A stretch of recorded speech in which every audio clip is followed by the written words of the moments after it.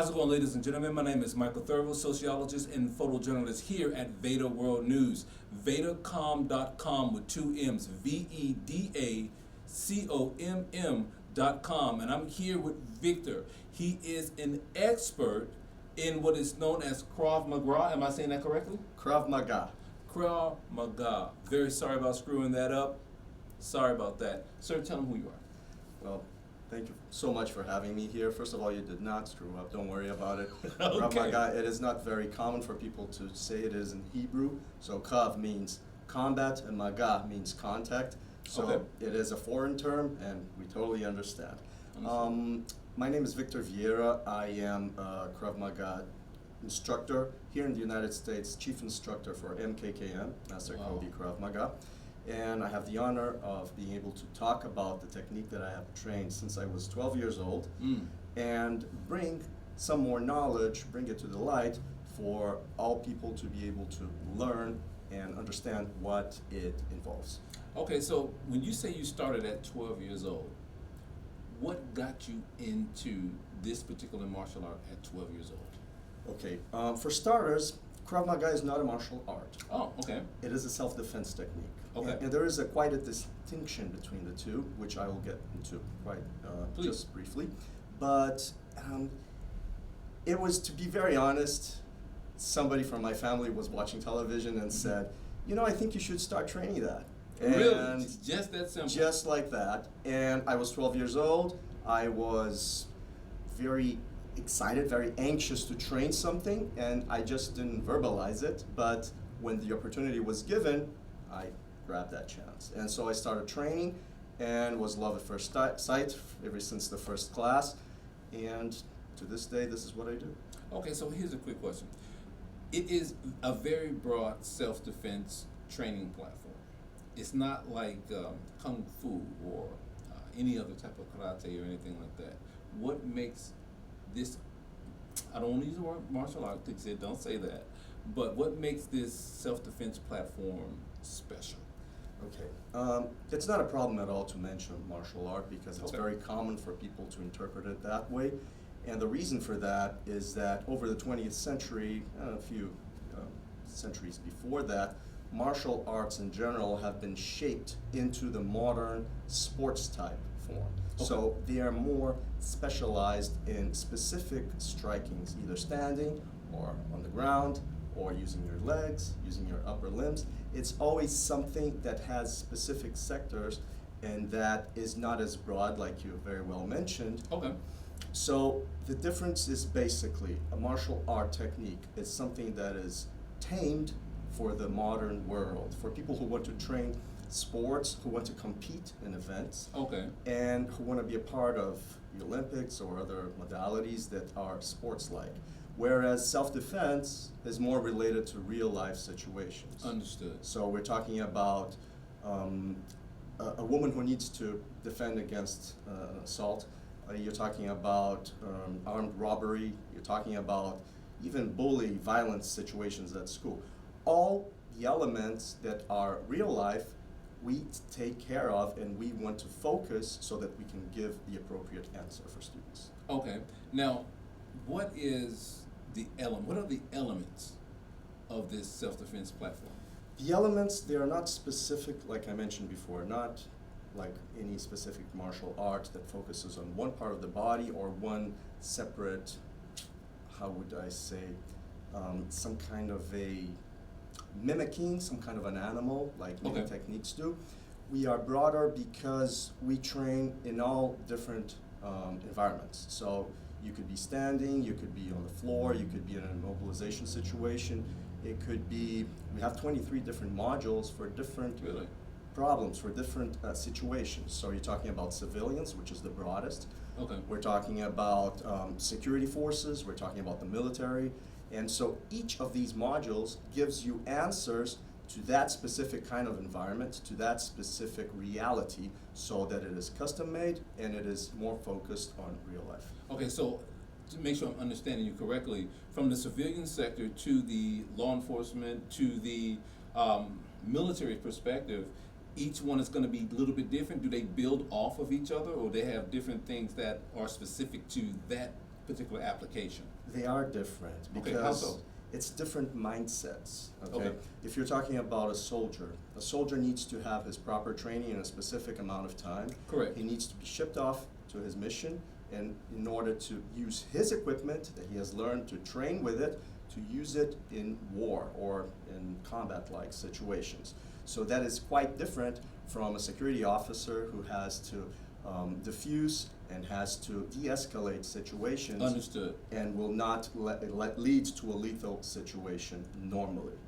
Whereas a civilian does not have to have either of those worries. It is more concerned about preserving his own life, his own integrity, physical integrity, and being able to do the best that he can to, if necessary, escape or to resolve the situation, but always in safety, and that's the priority. Here's a quick question. For the type of students that come to your program, what are they made of?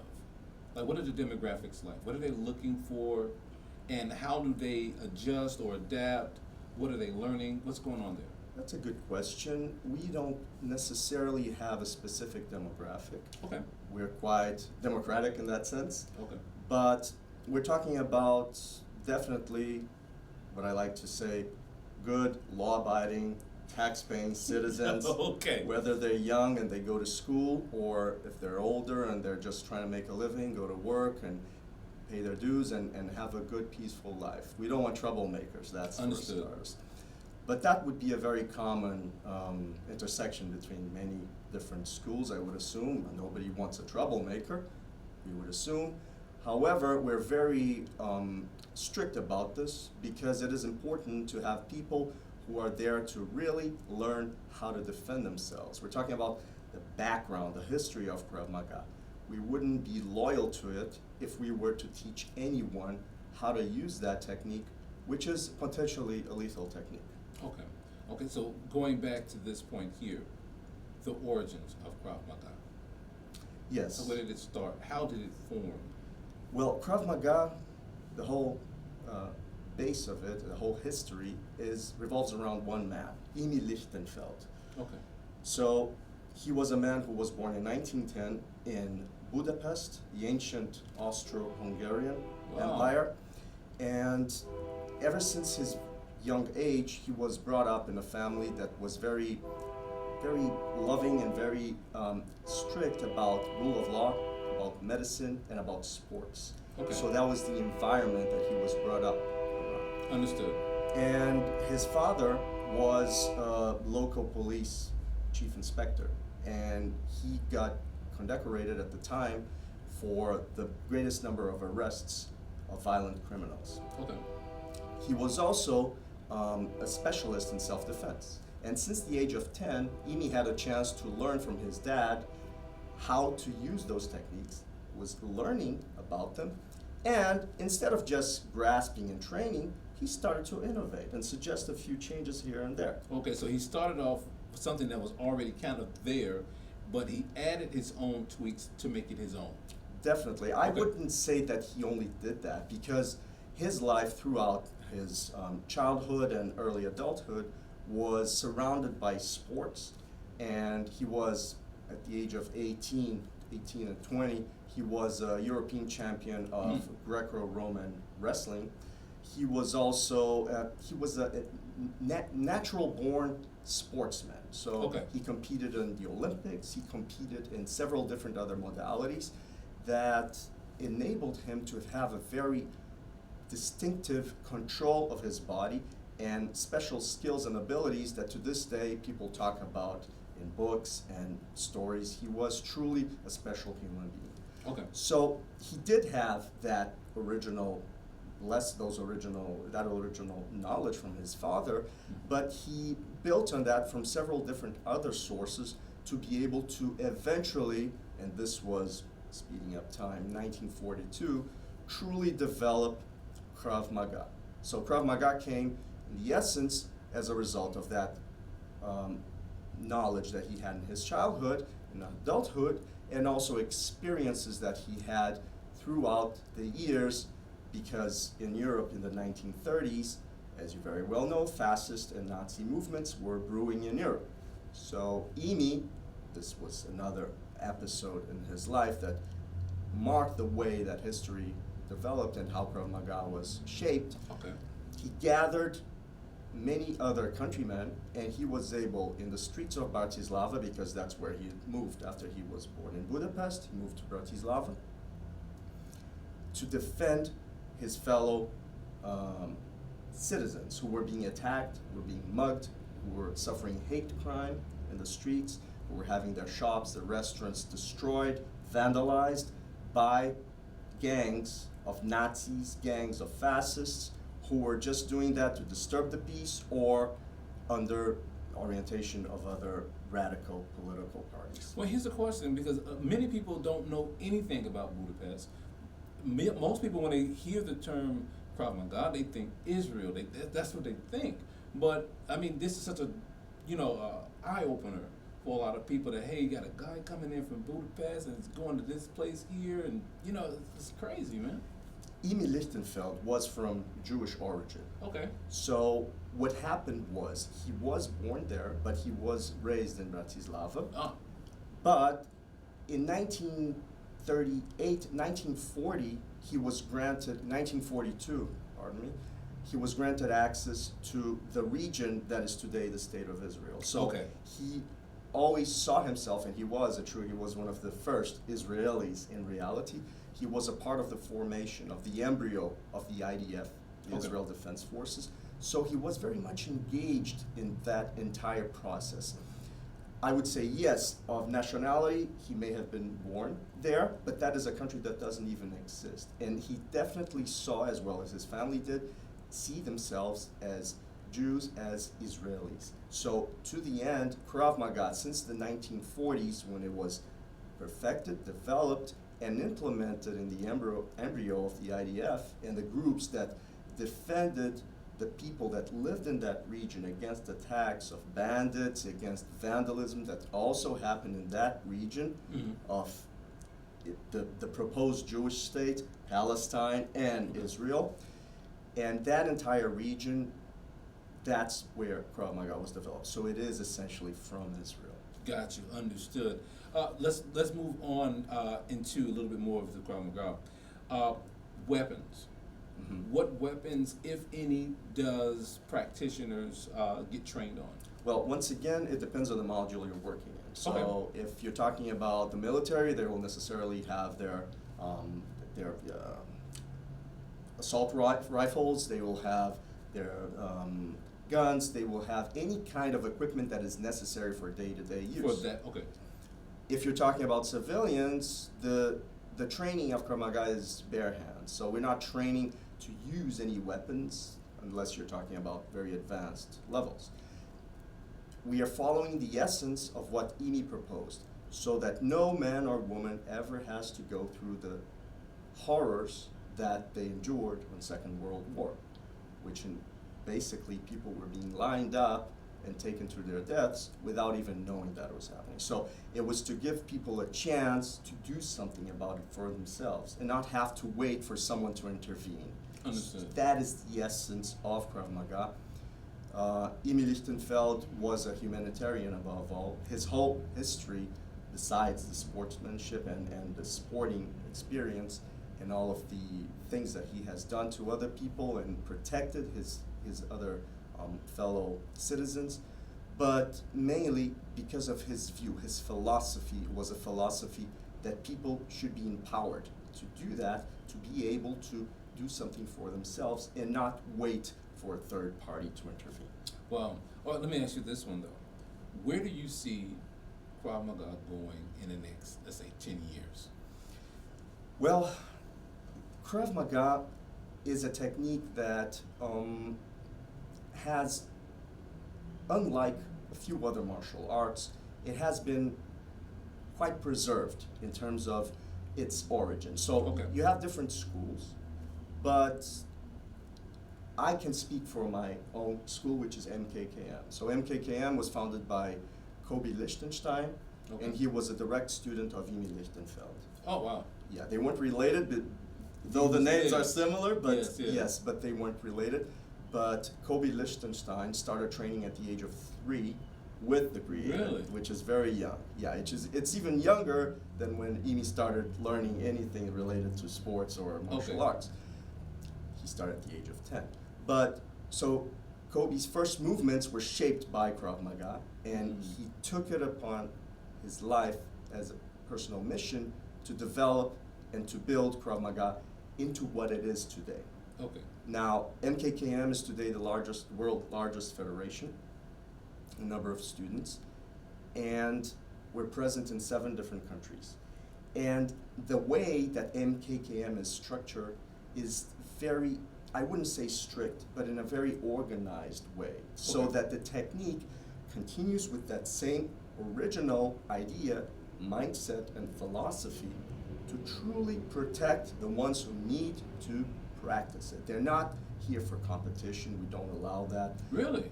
Yes. Krav Maga is not for show, for a spectacle. It is something that we demonstrate, of course, because people need to understand.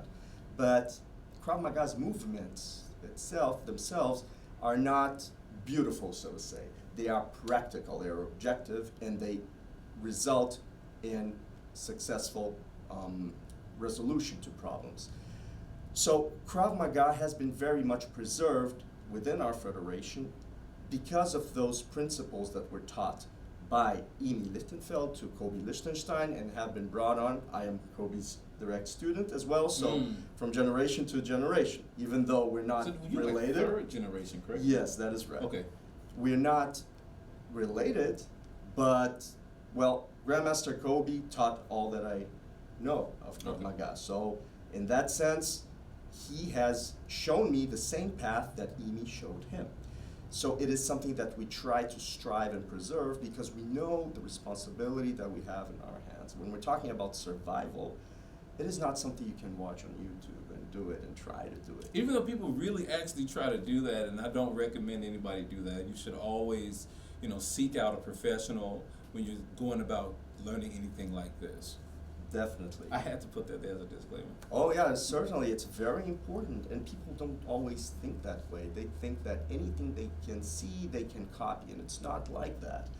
It is a great share of responsibility to tell someone to do this or that, and you're going to have an end result to respond to a violent situation that is very serious. So in our classes, we have a very structured setting in which we have the warm-up, then we have the dry demonstration of the technique, the dry training, and then the group training, so that in the end we can have simulations. Okay. So it follows a system that in all of our gyms all around the world, we always do the same, because we understand that in this sense, innovation, so to say, is not very welcome, meaning that we want standard to be of excellence. We want people to really be empowered for something that they will potentially use on the streets. Now, as an international school, how many students worldwide would you estimate this school has, your school has? I would estimate approximately 30,000.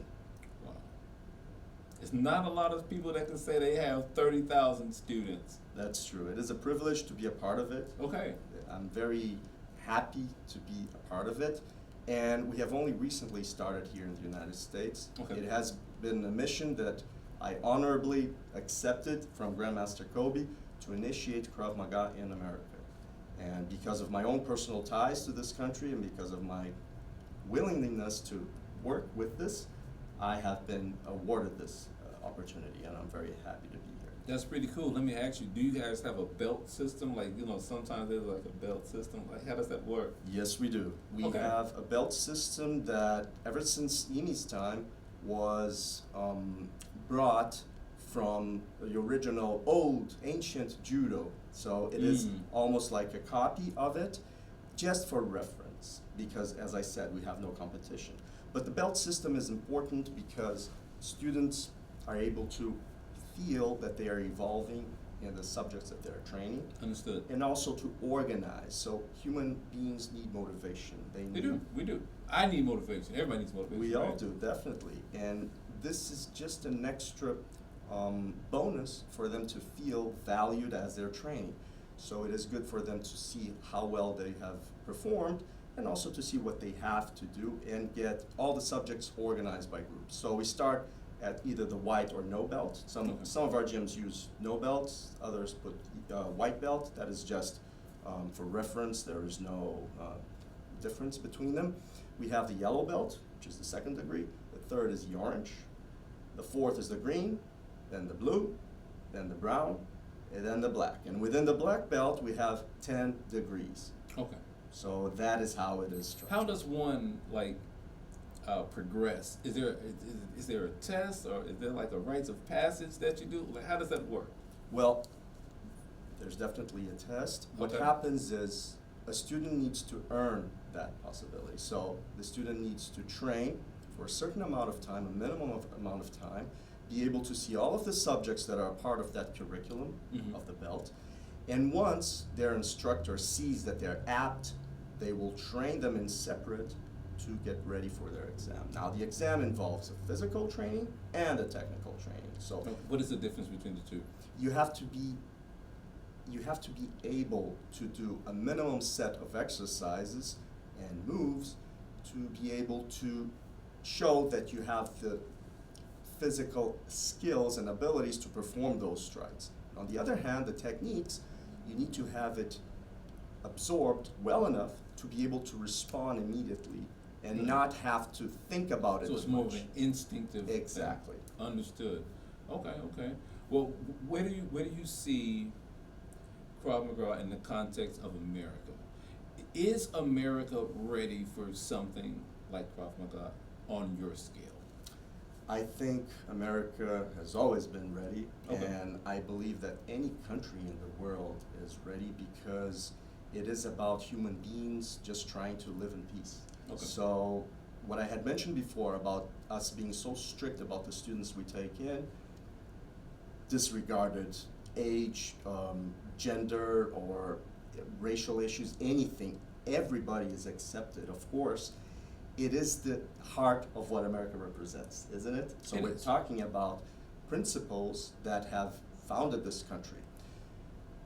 When we're talking about human beings, it's even more general, it's even broader. So we're talking about the fundamental right for people to exist. Now, if somebody threatens your physical integrity and you don't do something about it, and there's a tendency for people, the more civilized they are, and this is something that Grandmaster Kobe always mentions, the more civilized one is, the less of likelihood that he's going to be violent. And that is true. Understood, yes. However, we need to be able to give people the opportunity to live in that civilized standard.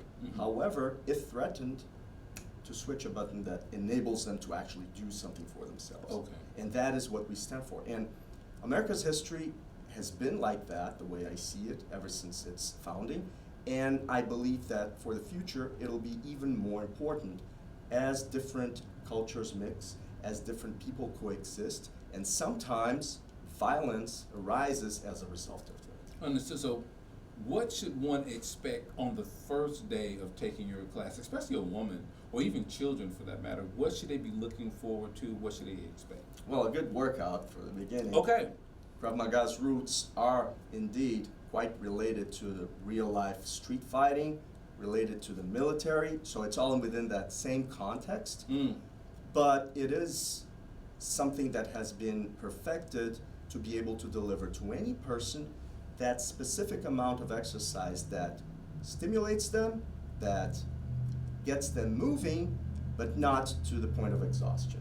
So it is something that brings them to a better level of response, and that also challenges them to respond to different violence initiatives, different violent attacks. Does Krav Maga have anything for people that may have limited disabilities, such as wheelchairs or crutches or canes or something like that? Or even for an individual that may be blind, partially or fully? What do you guys have? Definitely. What happens is this. Grandmaster Kobe, ever since he was very young, he was in charge already at the age of 15 of the Center-South region of Israel, the entire region of Krav Maga. At 15? At 15. Before, this is years before he moved to South America and propagated Krav Maga into Brazil and then to the rest of the world. I didn't get to that part, but it's okay. We can talk about it soon.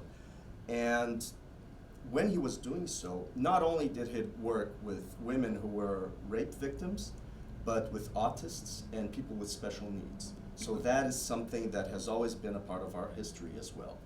I have had myself students who had disabilities with their limbs, or they had paralyses in certain parts of their brain that impeded them from completing the movements. Now, everybody has their own limitation, Correct. whether you do have special needs or not.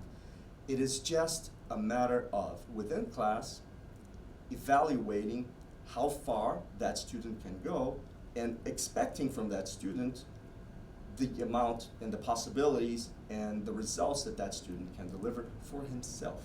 So one is not training to impress A, B, or C. They are training in order to improve themselves physically, mentally, emotionally, and technically, so that they can get out of class as a better individual. So maybe they won't necessarily come out of their first class and get ready to line up 20 people in the street and street fight, but that's not the purpose of Krav Maga Right. anyway. Correct. However, that person will certainly be a better human being who will feel more empowered and who will feel better to be able to match other challenges that they may face. It has been proven that our students, not only are they able to respond to violent situations, but they bring that progress into other fields of their life. Such as? Such as school, we're talking about bullying. Bullying doesn't start on day one with somebody necessarily Correct. physically engaging. It starts with a mental, a psychological game, and then it evolves with somebody is always testing the other. And so they're trying to push your limit. If you're willing to let them push your limit, then that's how bullying becomes problematic and a serious issue. If you're willing to stand up for yourself and say, no, you go this far and that's enough, then there's a resistance, and like in life, as a river always flows around the rock, the bully will tend to either find another target or maybe to change his ways. So it all depends on the situation. But the main end result is people truly feel more empowered, and that is something that we stand up for, and that is very positive. Understood. Now let's talk about street fighting. I'm not a fighter. I'm just not. Not now. I'm very old. Not yet. You still haven't joined our classes. I am old, man. I listen. Okay. But for those that do find themselves getting into street fights, what is that experience like? Especially like someone like you, who has obviously mastered this particular craft. What goes through your mind in a street fight? Well, first of all, it is not about mastering something and feeling that you're now in a new degree in which you'll be able to take on any challenge. It is more about being ready, understanding what it involves, understanding that above all, we're talking about other human beings, and this is something that was underlined by Emil Lichtenfeld as well. It is not because he is my enemy that I will disrespect him. So we need to have this philosophy, and we bring that into our classes very clear, because once it becomes something that is for you to have fun, and just because you know how to do it, that you will do it willingly and happy to destroy someone else, then it is not Krav Maga. It is not our objective. So it is a great responsibility. It is a great weight. It is something that we don't take lightly. And the more we learn, in the paradox, the less we're prone to get involved in those situations. It's in a way like knowing the field, knowing the turf so well that you don't have to go through it to know where it ends. So you truly become, I'm going to mention it again, I don't want to be repetitive, but you truly become more empowered. So you don't need to do much. I'm going to give you a few examples. Please. We have had students who have changed their ways, and it is very common, especially from my hometown, Rio, in Brazil. It is very common for us to have the burglars on the street that walk along gangs of 5, 10, 15 individuals, and they approach a potential victim, and they just look and they feel, they know who they can attack or who they shouldn't. And it is mainly all about posture. It is Okay. about how you state yourself, how you exist. And this is something that is, and since you're in the communication field, I'm sure you know about this, it has a lot to do with acting and how the person presents himself to the world. Image is everything. Yes, but the beauty of this is that you're not trying to act. It is something that once you train, once you feel capacitated and truly empowered, it naturally flows out and you Okay. change your posture. You don't have your chin down, you're looking up, eye to eye. You're not slouching, you have your shoulders out. You're not walking in fear, looking for a corner and looking away, but you are walking assertively. That changes the whole scenario. I have been myself in situations that I had to do nothing, not even say a word, but I just went through a group and I knew they meant trouble, but for the simple fact that I knew where I was going, I knew who I was and what I was capable of, they read it in my eyes. They read it in my body posture. And I'm not a big man. It's something that you transmit by your posture. So it is something that you will be able to convey to others in a silent language. Here's a good question. What 3 tips would you give to people today when it comes to self-defense? Well, 3 tips. Okay, first of all, and this is recurrent and many people talk about it, but Okay. I have to as well, is to mind your surroundings. Every time you enter somewhere, whether it be closed quarters or out in the street, anywhere you are, a club with people, without people, pay attention. A lot of people don't do that. They just walk in places. They do, and sometimes on their cell phones. Cell phone, yeah. And so they are immersed on their virtual reality, and they don't really realize that somebody's right behind them trying to grab their phone or trying to do Yeah. them harm. God forbid, something even worse.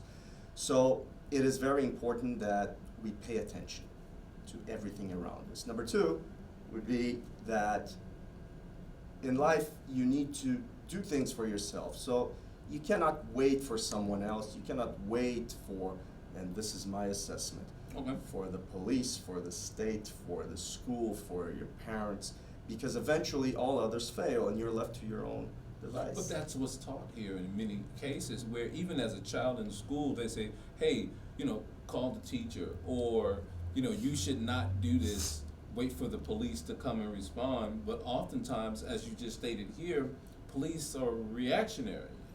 They're never really there truly when you need them. It's only after the fact most of the times, and that's by design.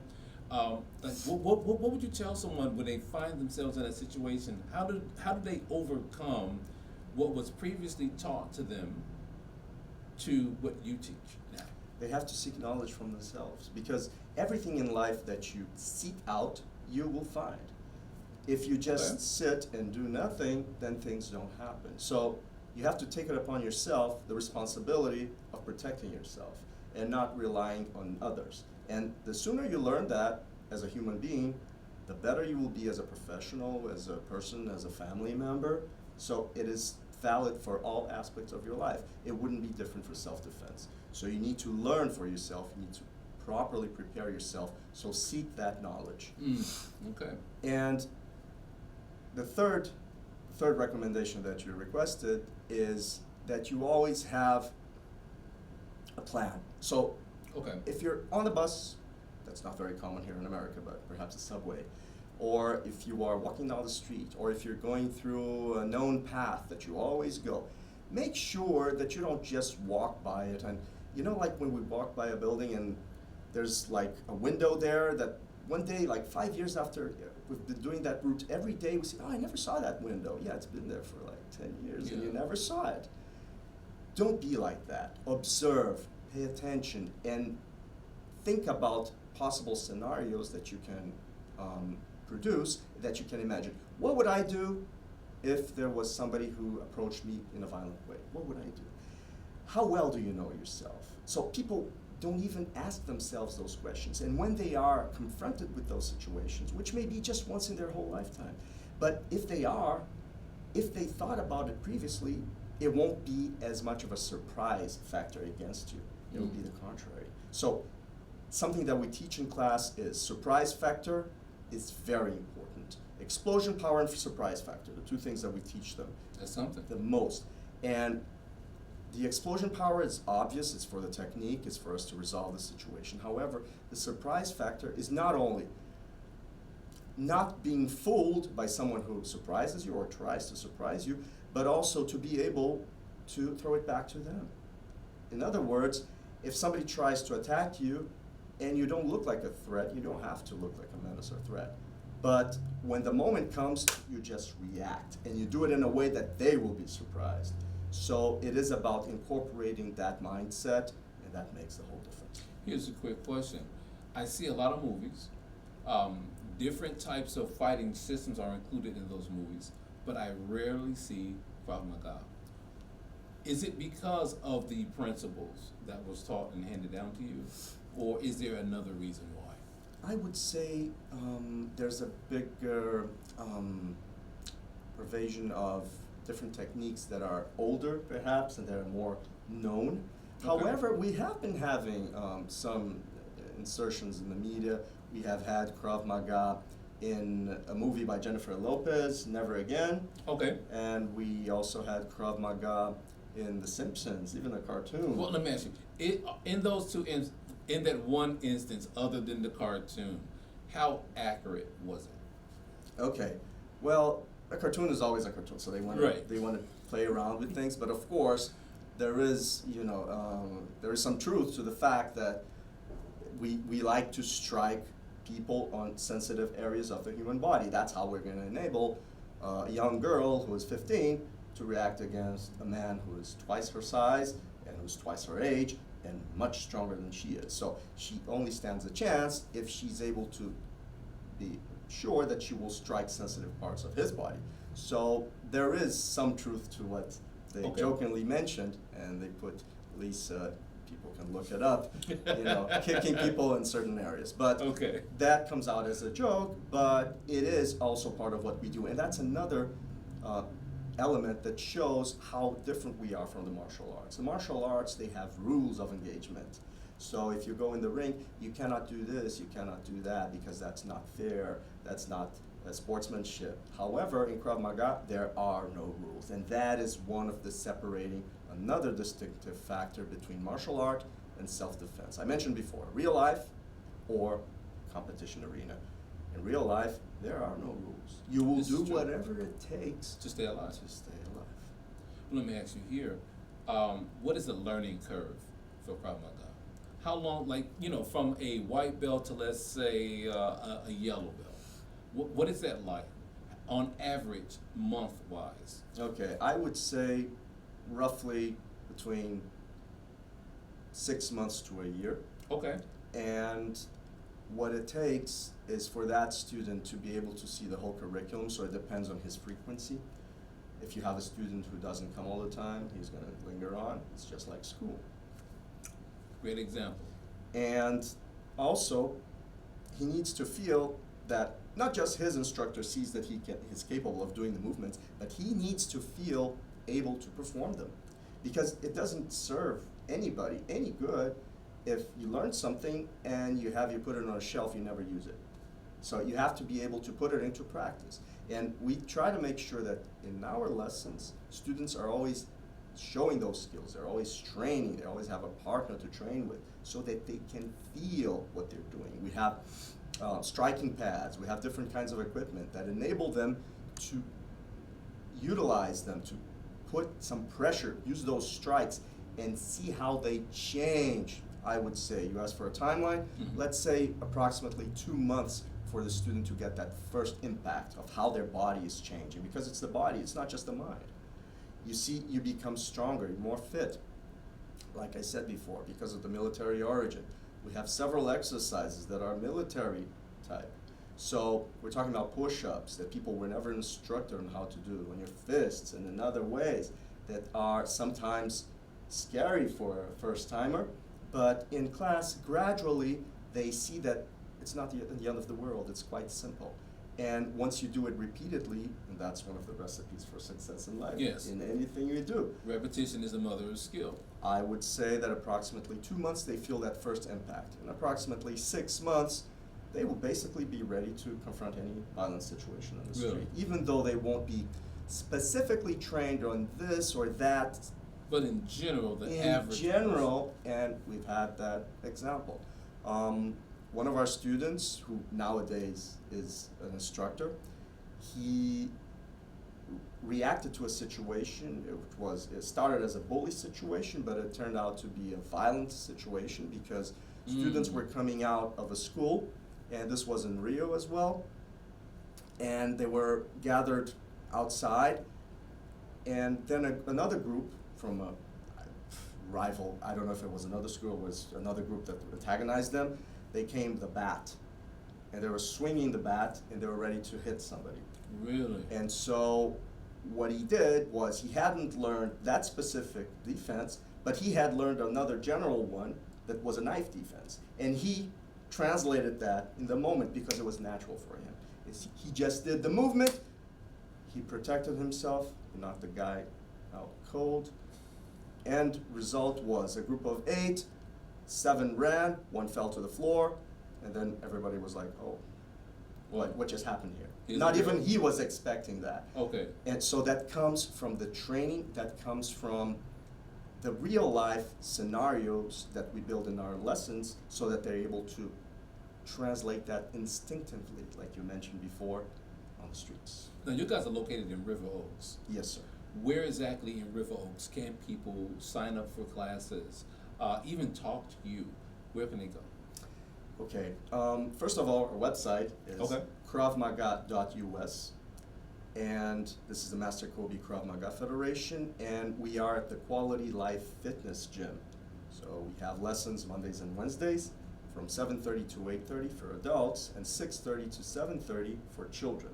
Okay. So anybody is welcome to visit, and they're able to take a free lesson and just get to know it for themselves. Because one thing is to talk about it or to hear or even watch a video, and something completely different is for you to be there and experience it for yourself. But I'm telling you, I am looking to definitely experience Krav Maga head on via video, which means I'm going to actually be manning this camera as you sort of loosely demonstrate small things so that people can get not only an idea but a taste of what it's like to actually see it in action.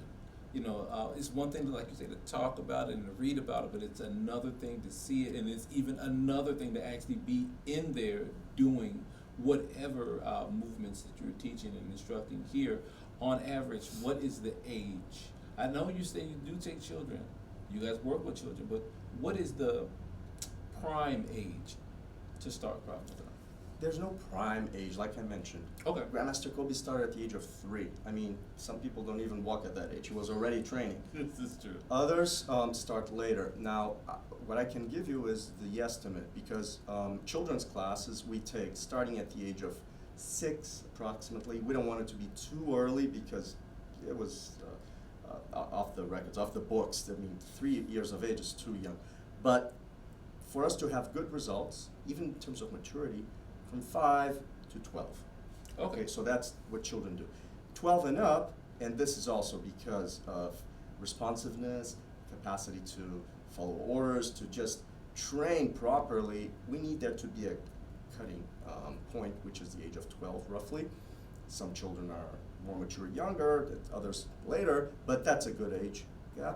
And from 12 years of age on, anybody can train together. And we do like to have people who are different sizes, different genders, different realities, because they get to train with one another and see what it's like to react against someone who's much bigger or much smaller than they are. So this is another feature of it. Do you guys have an Instagram page? Yes, we do. And what is that Instagram? It is also KravMaga.us, all our Okay. social media. Everything's going to be Krav Maga US. All right, well, I like to say, I appreciate you coming through and passing on this education and this knowledge and this information, more importantly, about not only the history of Krav Maga, but your international school. I have to emphasize that. It is an international school. And he's here in the U.S., right here in Houston, Texas, and just say thank you very much, sir, for being here and enlightening the world, really, because this is worldwide. Well, thank you so much for this opportunity. I'm the one who's very happy and humbled to be here. You are such a great interviewer, and to be here on your show, on your program, is an honor. It's a pleasure, sir. I appreciate you. Thank you, sir. Thank you, sir. And you can catch more of this interview here at VEDA World News, VEDACOM.com with 2 M's. That is VEDACOMM.com. Thank you.